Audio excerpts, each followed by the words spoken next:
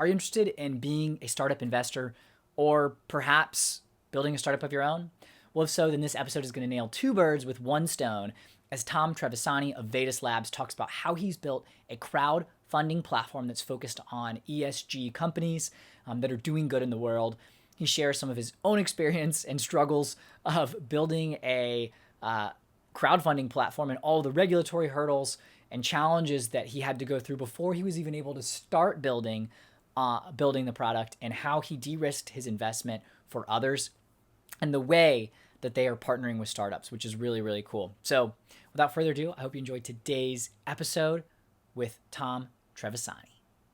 Are you interested in growing and scaling your business?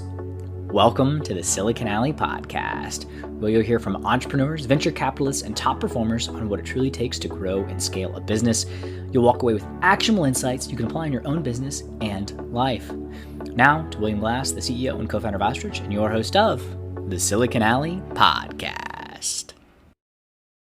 Tom, welcome to Silicon Alley Podcast. Super excited to have you on today. Thank you. Thanks for having me. Yeah, absolutely. I'm excited to dive into a few different areas. And I first want to give a shout out to Gabe Anderson, who introduced us, mutual connection. Can't say enough good things about him, but I just want to give him that acknowledgement before we jump in. It would be impossible to give Gabe Anderson the praise that he deserves. Never enough. Exactly. Well, Tom, I think the place I'd love to start is looking across what you do, both personally, professionally with Vedas Labs, the philanthropic work that you do, the companies that you partner with. There's this kind of underlying mission and importance to something beyond just, making money that's kind of there. And I'm curious if you could talk a little bit about kind of mission and why that give back is so important to you. I mean, that journey getting to where we are today, I've learned a lot of lessons. I want to go too far back. I've learned a lot of lessons the hard way. Let's just put it that way. And I've learned to appreciate, the people that I surround myself with. One of them, is Gabe Anderson. Actually, it's funny that you mentioned him. At a point in my career, I decided I was looking at going to law school, was thinking about, going to business school. I wasn't really happy about where things were progressing in my own life. So I did two things. I started grad school and I got back into cycling. So when I was growing up, I used to race mountain bikes, and I fell out of it and got back into it once I started working full time. And I started to realize that, like, without even me almost knowing it, it's like the harder I worked, I could see results. And it was like a physical manifestation of that. And so it got me hooked. And from there, like, those lessons that I learned. And so, like, now I've been racing bikes for about 10 years, and it's been a great source of, like, meeting people. It's connected me to, a wide spectrum of contacts. And so I learned that valuable lesson of, like, who do you surround yourself with is, like, what makes you successful. They're the ones that are going to push you to and drive you to be better, almost like without you even knowing it, And same thing, like, in grad school, was around really smart people. I was like, man, these are the guys that, like, have it, or girls, and people that have it together. So just continued to want to, improve myself, in that way. So over the years, I've had a bunch of different jobs. I worked at a law firm. I did financial planning and analysis and corporate accounting for, like, a company that was doing risk compliance and transaction management solutions, and, like, not really, like, sexy stuff. And so once I got the MBA, I basically just told myself, which I did, by the way, just, like, I didn't really know what I wanted to get out of it. I was like, I wanted to be better and like progress. And I didn't want to go to law school. So, like, head down, finished. I was working full time and going to school at night. And that's where I met Gabe and a lot of other, great people. Gabe, we've kept in contact for a long time. He's going to get so many shout outs in this show. So I'm trying to do, I'm telling the saga of how I got to where I am today. It's always been a journey. Those are some of the lessons and common themes, that I've learned. When I got to New York, so New York is like the latest iteration of me. where I was working for a software company called Axioma, and was totally in over my head like when I first started. And I felt that way, not in every job, but like the last 2 jobs for a good while would, I'd leave and be like, man, I don't know what's going on. I think I like bit off way more than I could chew. Like, can I do this?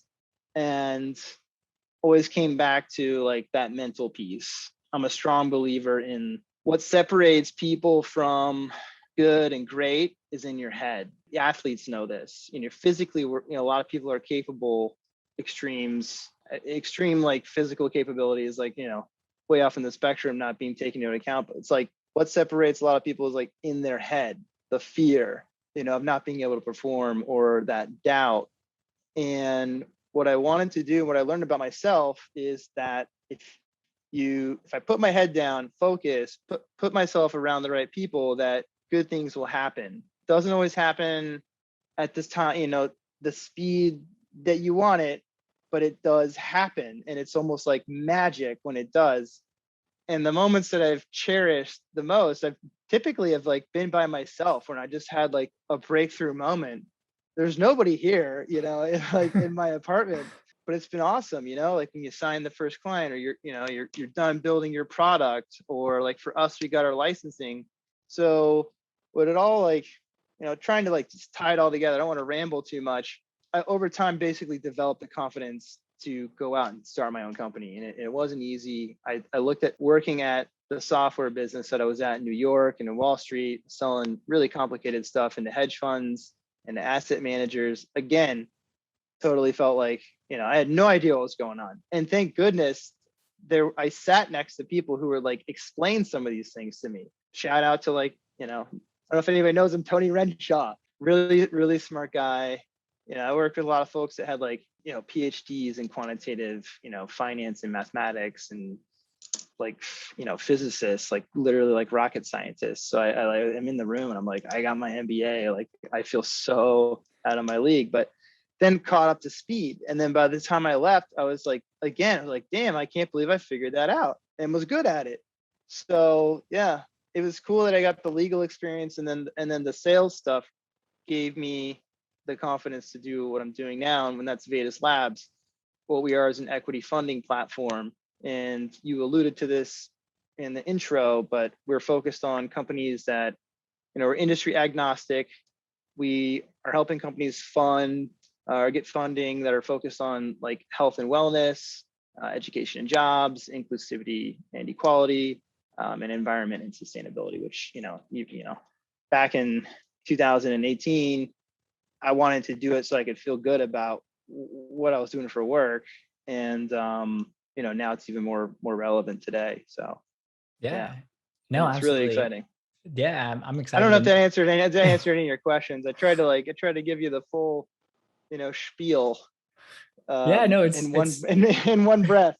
So. No, it's helpful. And I think, there's a lot of different kind of threads that I'd like to dig into, but I think I'll go back to Yep. something that you talked about early on, which was this time in your life when you were kind of not happy, not sure what you wanted to do, and then getting back into cycling. And I think you specifically said that it was something where the harder you worked, the more you saw the results. Yep. And I'm curious how you got to that point, how you've used that in your professional career. And, I'm assuming you're continuing to cycle as well. And just curious how that has impacted your life in a positive way. Well, hopefully it's positive. It takes up a lot of time. And, anybody who's familiar with or knows somebody who like, say, race, used to race a little bit more, but, still, hop into a race for once in a while. Like, you got to spend like 8 hours on the bike a week, to stay fit. And developing good habits is one thing. Everybody loves to talk about that. Having other people to hold me accountable. So like, I wouldn't get up on my own at 6 o'clock in the morning to go.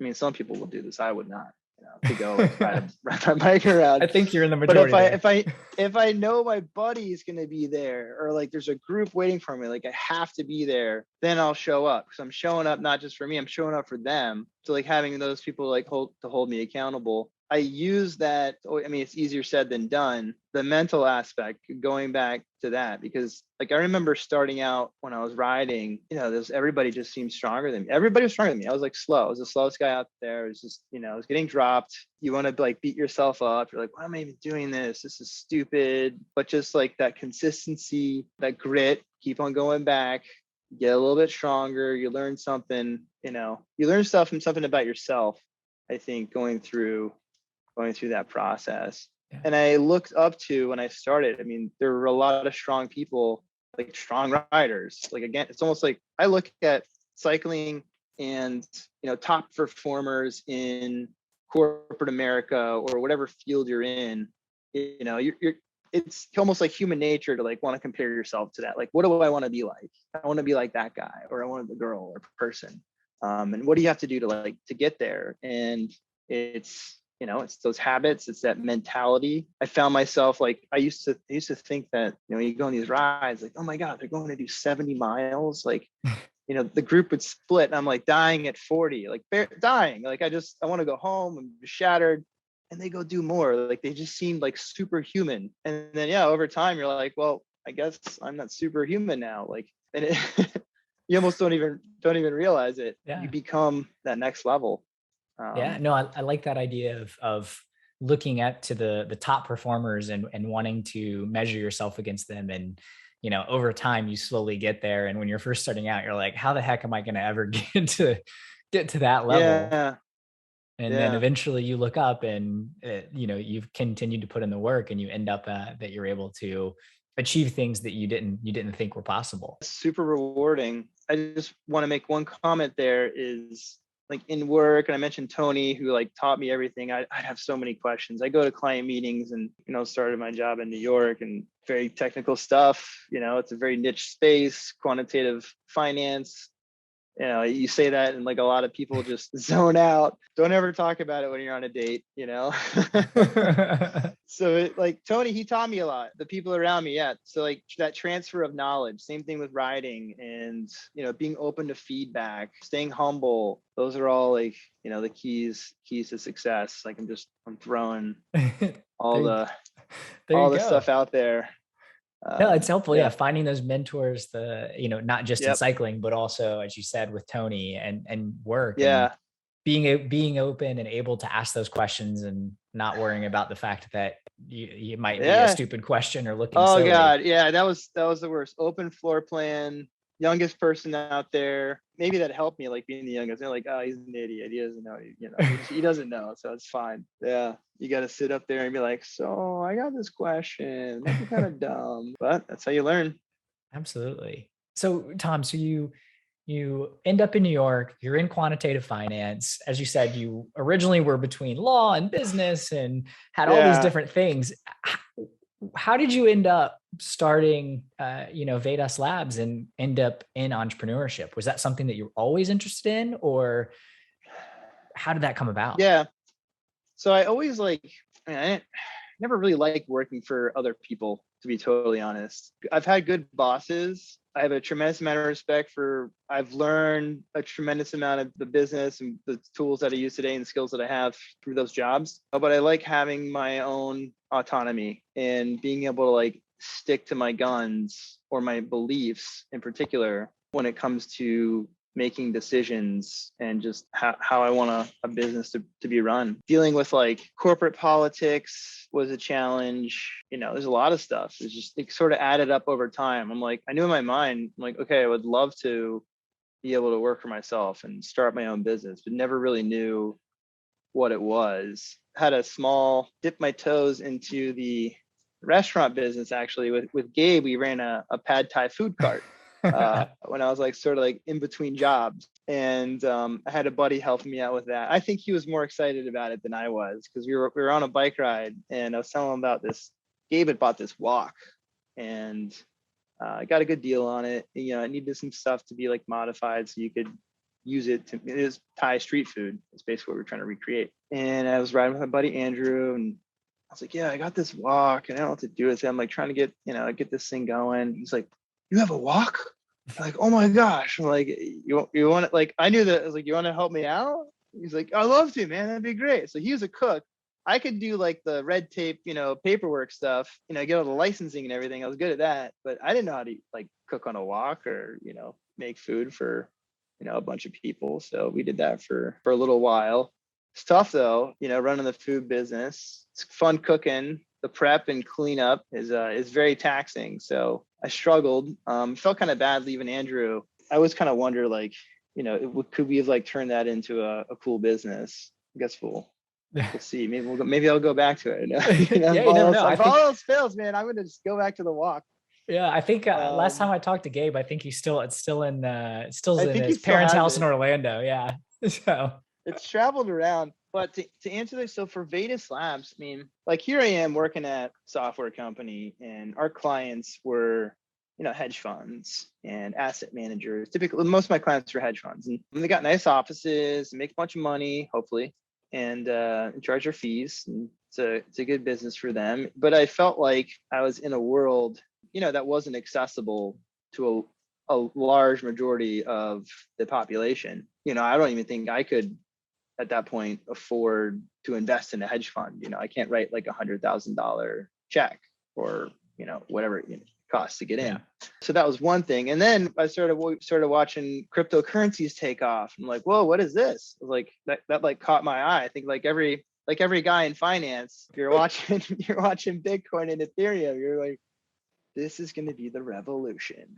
Now, I did at one point go and speak with an interview with an ICO advisory company in Seattle. I won't mention their name, but it became clear to me, and I think, to the majority of the world, particularly in the US, that like those ICOs were not being vetted. People were getting burned. They were buying in. There was like an appetite and interest in not only like an alternative financial market or instruments, but at the end of the day, it's like speculative investing. And there was like no due diligence going on, to those companies. And so I was like, this is interesting, but I think there's a better way. It's not going to be the easiest way, to do it, to like set up the company. So I was like, how do we do this the right way? And that's how I got the idea for Vedas Labs, was to start like this funding platform. And that was just sort of like the basis of it. And then from there, it evolved into like, okay, like what do we want to focus on? Like, I got to really think about what our values and like our mission and core values and stuff, like the things that I believe in, which are even in the name. So it's like, it's sort of a piece of me through and through, which feels pretty good. So the Vedas, for people that don't know, comes from ancient Sanskrit texts that were originally to teach people how to, it's like the basis of Hinduism and Buddhism, to teach people how to, achieve a higher state of being. That's sort of the condensed version. So that's why I called it Vedas Labs. It's like super into yoga, and unfortunately haven't been going to yoga recently because of the pandemic. It's like been kind of torture, but yeah, that's how I decided on the name. No, I appreciate you sharing that, Tom. And it's interesting because you said at the beginning and then tied it back with belief, right? And I thought that was an interesting thing to say, because a lot of people will say, oh, well, I don't want to work for an employer because I don't want to be told what to do. And you kind of mentioned those things, but it was more around the beliefs. Yeah. And I'm curious if that's just in terms of like the impact, or if there's something from like a how you running the business philosophically that is different, or that really called you to entrepreneurship for Vedas. I never really worked for a company that like stood for something, or like their tagline, their mission. I was just like, man, I get out of bed and I'm fired up. I wanted something that, and even when I like came up with it, like, cause some people don't buy into it, right? Like there's going to be people like, freaking Vedas, like, are you like crazy? Like, what planet are you from? I struggled with that, and it's not going to be for everybody. But I felt like, if I feel this way, that the other people would identify with that. No, that makes sense, absolutely. And I think that the focus on supporting businesses that have a larger mission is definitely the place to be. I mean, if you think about like consumers and what they're demanding from brands now, right? There's a lot of scrutiny in ways that 10, 15, 20, 30 years ago, it wasn't about that. It was just who can get me the best or cheapest. Even 3 years ago. Yeah. Exactly. Yep. Yeah. So there's definitely this shift that you're tapping into. So Can you dive in a little bit deeper? You mentioned a few different areas that Vedas is focusing on, but what types of companies are you looking to bring on the platform? And can you clarify, this is equity crowdfunding, correct? I just want to make sure that we're all on the same page in terms of what Yep. you mean by funding platform.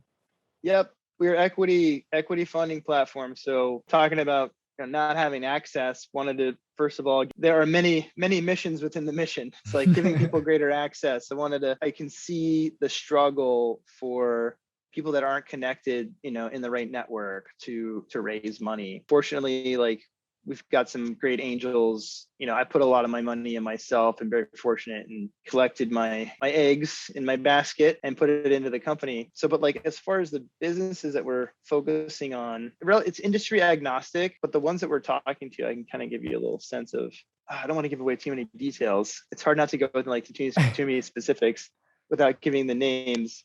So like there's one company that we're talking to, like they want to be able to provide a free phone for people. Your data is getting sold anyways.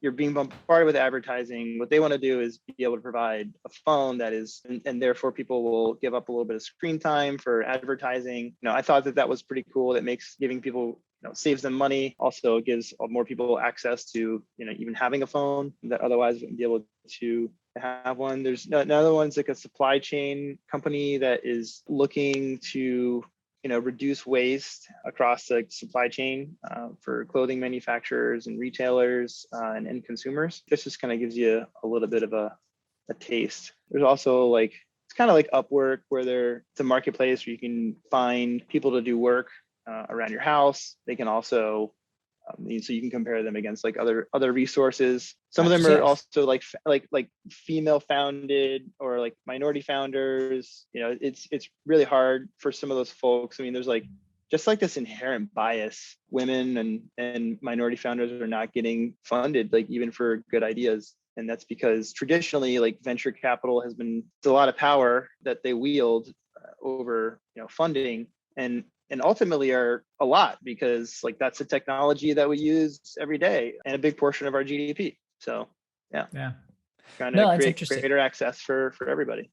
Yeah, no. So yeah, companies across various, in terms of, as you said, industries, but really focused on solving some sort of problem, whether it's waste or equality, as you said, access. So really getting into those kind of mission driven impact focus of businesses and entrepreneurs and giving access. What's been go ahead, Tom.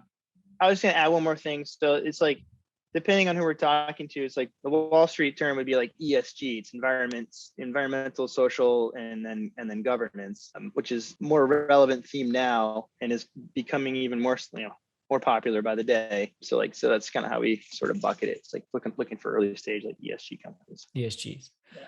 Awesome. Yep. And sorry to interrupt. No, you're good. You're good. I guess in terms of, so if there's someone that's listening that has a company that fits in that ESG category, what type of stage, like what are you looking for in terms of the companies that you bring on besides being mission focused? Is it a certain stage, a certain level of maturity? What does that ideal partner look like for you from a startup perspective? Yeah, sure. I mean, there's a lot of things that we look at.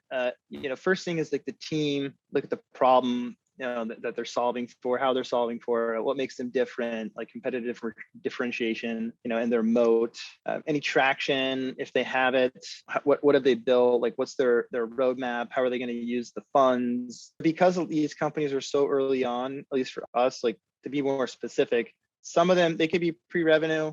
Some of them do have revenues already. From my experience though, it's like, if a company doesn't have $1 million in revenue, like somebody just came up with this number, venture capital like won't even look at you. There are exceptions to that, but a lot of them that I've spoken to, that's like the first thing. That's all they really care about. They're like, well, what's your revenue? Then they'll ask you, okay, like what's your IP? What's the tech? Then they look at the team. So as a result, there's great ideas, amazing companies that are not getting the funding that they need, either because they don't have access to the capital, or they're not connected to the right people. No offense to anybody who went to an Ivy League school, like I didn't. Pretty sure it's easier to raise money if you went to Harvard and Princeton or Yale. You hit up their angel network and you'll at least get a shot. But like a lot of people don't get that shot. Got it. No, absolutely. Yeah, you're definitely right. There's pretty much a kind of a bucket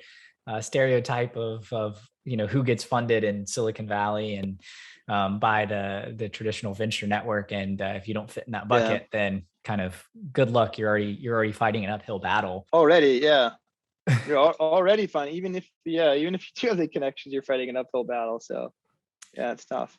Exactly. So Tom, would you say that's what makes Vedas different, is this focus on the types of companies that you're supporting? Like, what truly makes Vedas different than some of the other kind of crowdfunding platforms that people may or may not be familiar with? Yeah, it's definitely like the companies that we're focusing on, being a little bit more curated, in who we select. So those ESG companies and having that focus is definitely something that sets us apart.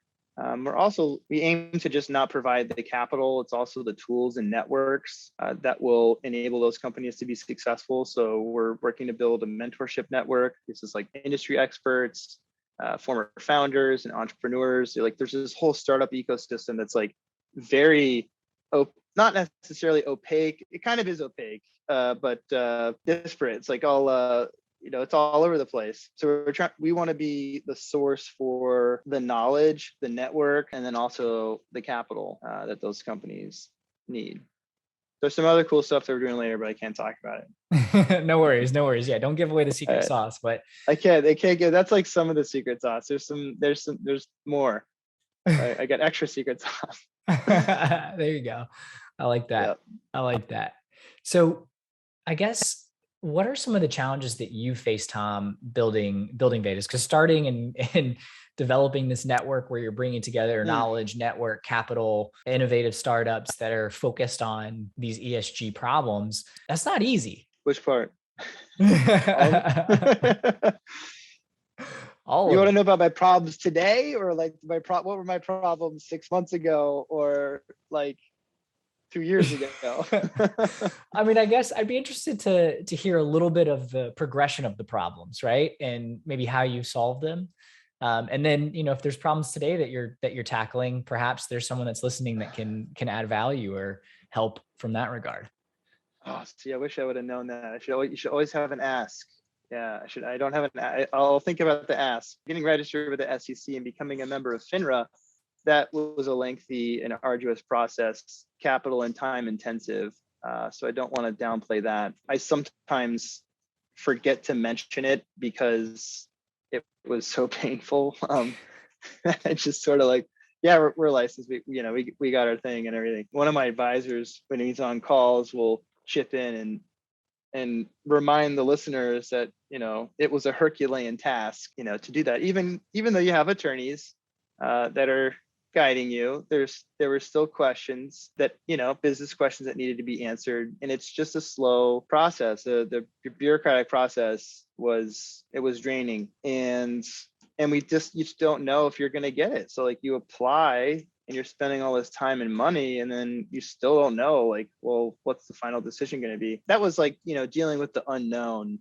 You're always dealing with the unknown. That was really hard. Happy that we got it. Once we had it, you just like had this moment of like, okay, we got it. It's like sigh of relief. But then, like there's the next thing. That's just step number one.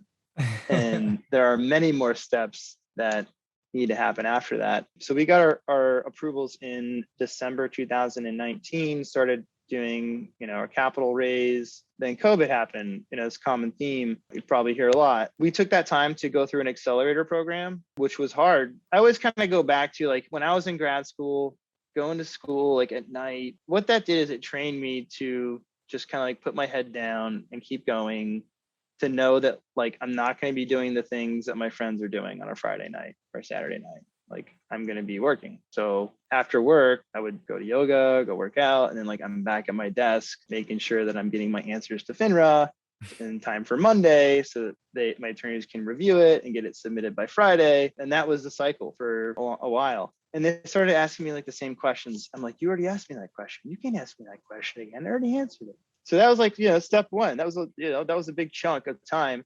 Finding the right advisors, the team, who we needed to find like, a compliance person that had the right experience. And in some cases, just like when we're dealing with the regulators, like they don't know who you are. Yeah, so what? You're Tom Trevisani, and you wanna come in here and like do what?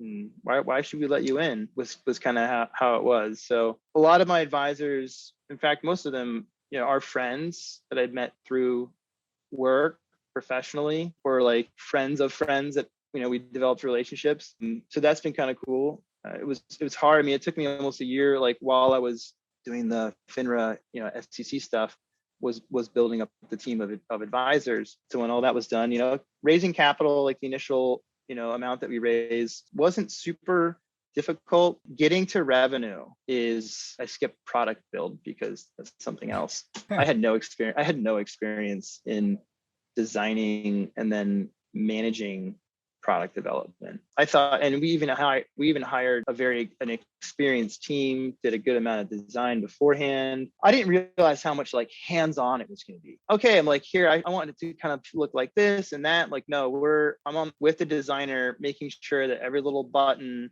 and box is the way it should be. And then having to explain like the business to the developers so that they understand like functionally what needs to happen. It took us like 7 months to build, and then it was a few months of design before that. That was Wow. yeah. So it's a long a long journey, right? Because something that's challenging for you is that you had this whole regulatory piece, right? Which oh God, yeah. A lot of companies get to skip. Oh, I know. I thought I was like, why couldn't I just design a cool app that was like not regulated? Like everything I do, I have a compliance manual right back there. I know it by heart now, but I mean, in the beginning, I'm just like, because as I'm going through the Excel, I'm like, can I do this? Like, am I allowed to do this? I'm on the phone with my compliance guy. I always call him when I'm like super freaked out. He's always like, don't worry about it. It's okay. It's fine. Oh my God. Yeah. We picked a hard one. Yeah. That pad Thai truck doesn't look so bad now. Oh, so good. The cash king. It generated revenue, like, we could immediately.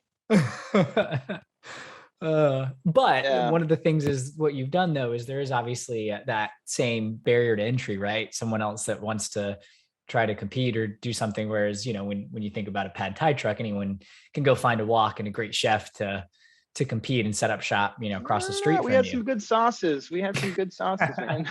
Well, okay. Yeah. I don't want to, underplay the skill, but the amount of effort to get to where you're at with Vedas. Wow. It is not inconsequential. Yeah. It's been a journey. Yeah. It's a tough one. Yep. So what about today? So when you think about like where you are today, what does that look like? It sounds like, looking for more innovative companies. I know, we've talked offline, you've got a large network of investors, but always looking to kind of grow that. Like, what is it now that you're really focused on? Well, right now we signed our first client. We had one that we had initially signed with and been talking to for a while. Fortunately, they didn't make it through due diligence. So then I had to go back. I spent a lot of time in sales. So even while we were building product, I was trying to build pipeline. And what I found is like these things move pretty quickly. If you don't get to them, like when I had to go reach back out, basically had to start sales pipeline, from scratch. A little bit of I don't know if I can use bad words here, but like an oh shit moment. Where we are today is I'm like drowning in leads because, which is a good thing, good problem to have. So we now have 2 clients that we've signed. We're starting to onboard them and getting ready for our launch. We had held off on, spending money on marketing and stuff like that until we had the companies that we wanted to launch with.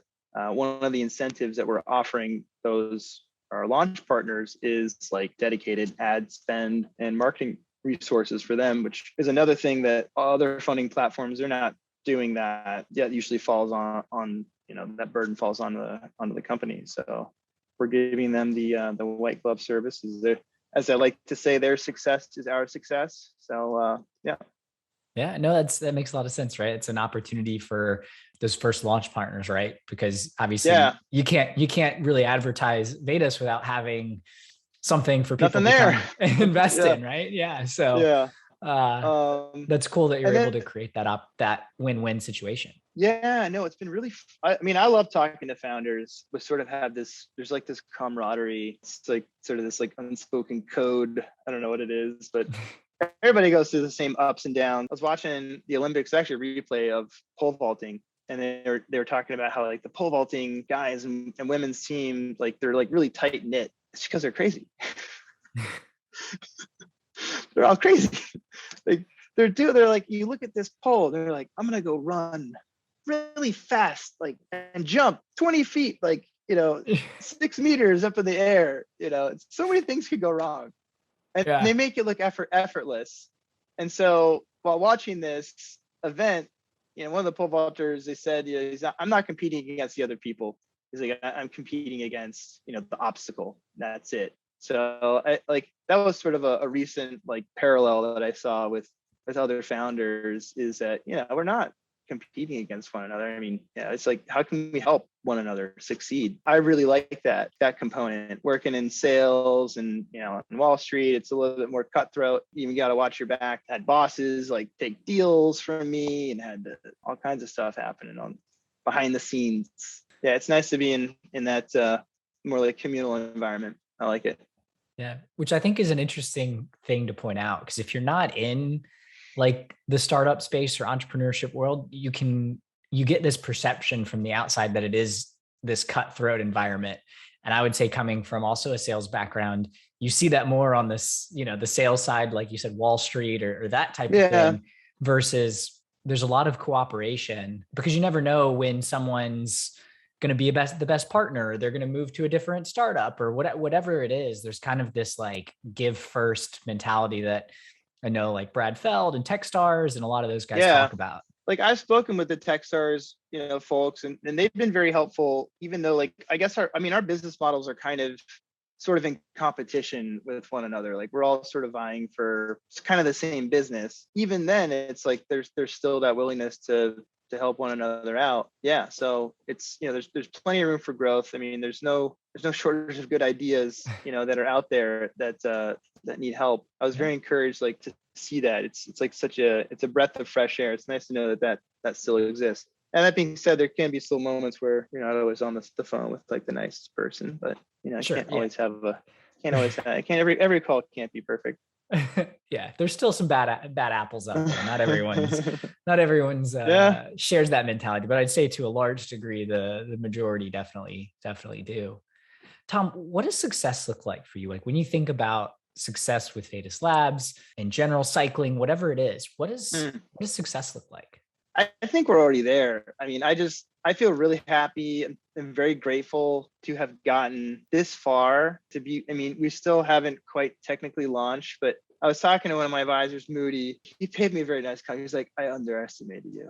I'm like, Moody, what are you talking about? He was like, this conversation would be totally different if you didn't have a client sign. He's like, you've gone through a lot. And that meant a lot coming from him, because there weren't many people. He's probably one of the few people that were like Vipin, Moody, and Jacqueline, who were on the team. There were moments where you were kind of like, oh shit, like, do we go this way or do we go that way? And what I'm talking about is, we had started building with another tech team and realized that like it wasn't going to work. Like they couldn't handle the lift. And then basically just had to like scrap everything that they did and start from scratch, which was a tough call. And that put us back a significant amount of time. So that's what Moody was talking about. He was like, despite that, he's like, a lot of people would just quit. They would have like sold the license, or they would have like white labeled something and gone that direction. But I really wanted to build something that was unique. And then so we made that call. I made that call, and it worked. So I don't know if he underestimated me or if I just got lucky. That's what I told him.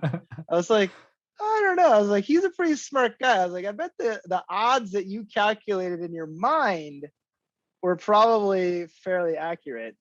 I think I just got lucky. A combination of both, right? Probably a combination. Yeah. Success. Yeah. I feel successful every day. I mean, not every day. I feel successful today. As long as I'm making progress and moving forward, then that is a successful day. As long as I'm alive.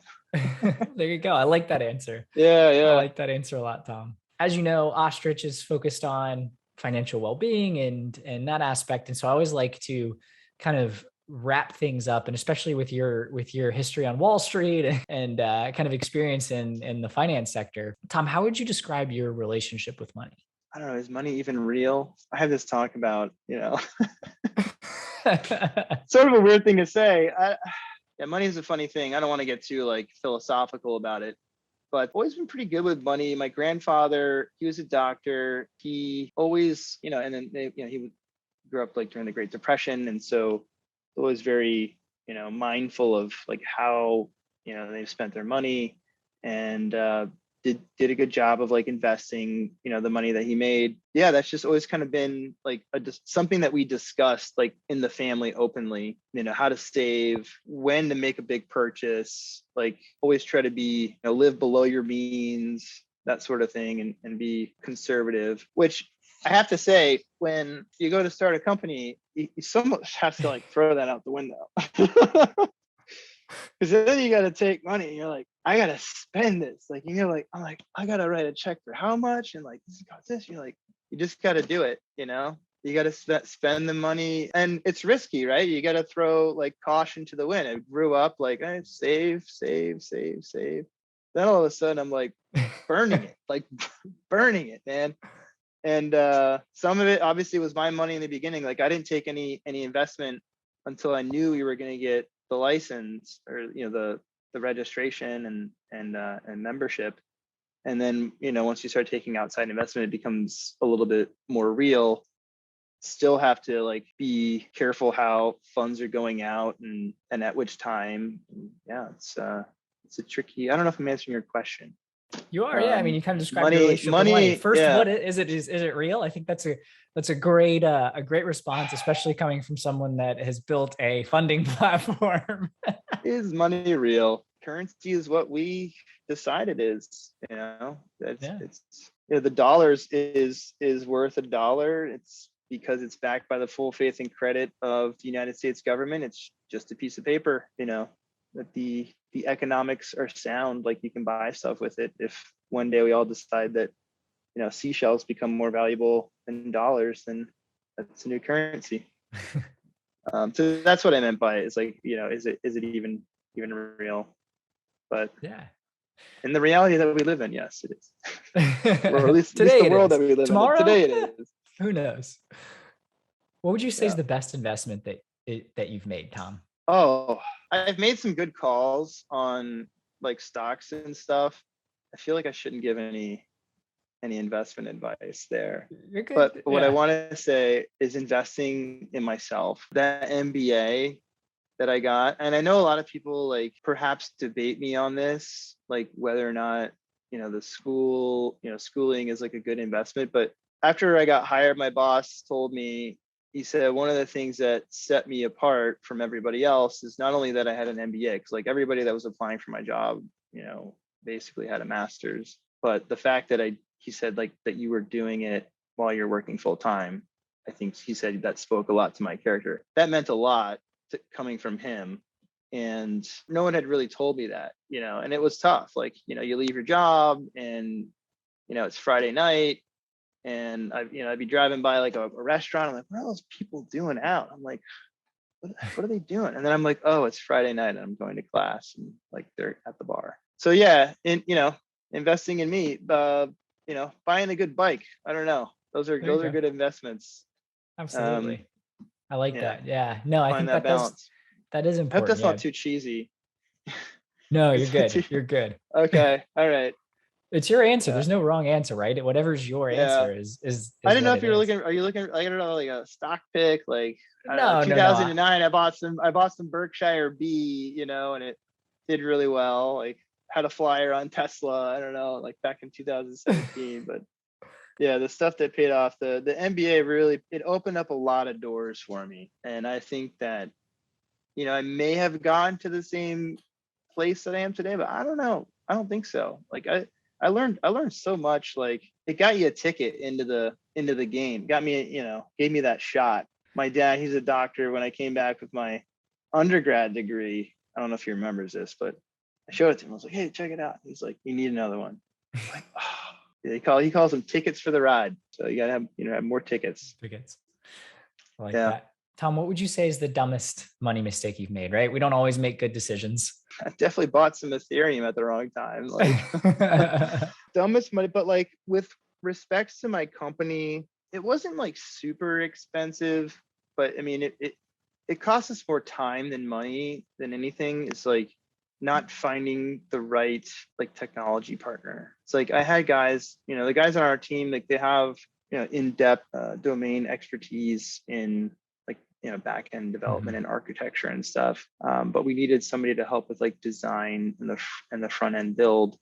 So we went with a team. This is a small team, and I sort of just took they were recommended to me. I didn't look at enough other companies to get it priced out. I wanted to move forward as quickly as possible, and so I felt comfortable at that time. And then that was one of the mistakes. I'm not going to drop any names, but yeah, that was the big most recent one for the company. That's tough. Was there anything else? Yeah, it was a tough call. And it's like you're breaking up with somebody too, because we worked with them for a while and I like them. I'm like, but I got to be honest with you, like just it's not going to work, I mean, that's a tough decision, and I mean, it's an important one to make. So, there's a lot of people get stuck in that sunk cost fallacy, right? And continue to throw money after bad. Well, maybe we can turn it around, but as soon as you hit that, it's time to move on. Yeah, and we did. We noodled that around because like it's cost, it's time and money is basically what it comes down to. We lost.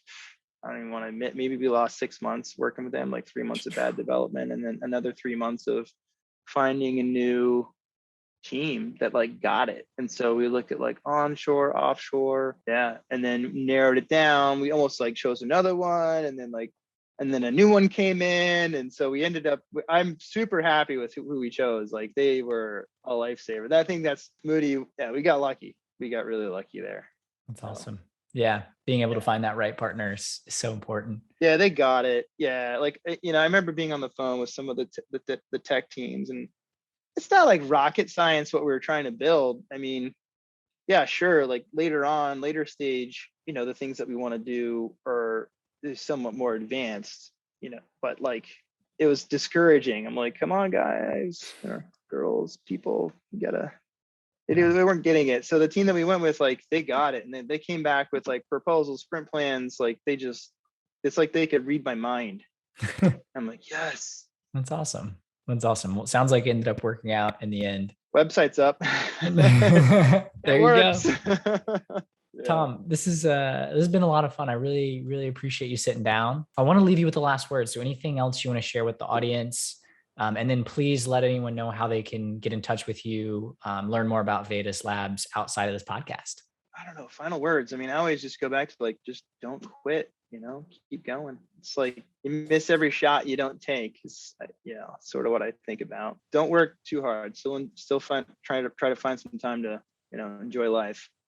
And hop on there's a reason why you hop on a bike. There's a reason why you started your own company is so that you could like go, ride your bike when you want to, or, go to the gym, call your mom or friends and family, enjoy the little things, And how can folks connect with you outside of the podcast? They can connect with me on LinkedIn, Tom Trevisani. If you want me to spell it, I can. It's TRE, V as in Victor, IS as in Sam, AN as in Nancy, I. Perfect. And I'll link to that in the show notes. Yep. And then Tom at VedasLabs.io. Totally feel free, to reach out directly. I will also say, like, celebrating wins is the other thing too. Sometimes I don't do this as like a reminder to myself. Like when a win happens, regardless if there's like other people around, like it's to take a moment and yes, I accomplished something, So I think like, and I'm speaking to founders or maybe anybody that's like working on something where they're like in the weeds on a long project. It's easy to like lose sight of that, of like the progress that's been made. So like when Moody gave me that compliment, I was like, yeah, like I have gone through a lot. Like that was really hard. Like, thank you for like that validation. So you're not always going to get that validation from other people. So I would say it's important for me at least to, remember to give it to myself. Yeah. Awesome. That's it. I love it. It's great advice. I know I don't celebrate the wins enough. That's all I got. No, it's so hard. Yeah. Well, thanks, Tom. Thanks again for sitting down. This was a lot of Cool. fun. No, thanks for having me. On your way out, please share the podcast with others. It's the only way that the community grows and others hear these incredible stories from entrepreneurs and top performers. And of course, pound that subscribe button so you get notified when new episodes drop every Friday. I'm William Glass, CEO and co-founder of Ostrich, and of course, your host of the Silicon Alley Podcast. Have a very profitable day. You got no time to waste, but still you hesitate. Caught in a circle saying, I'll never leave this place. Some words got you searching for the bright side over and over until you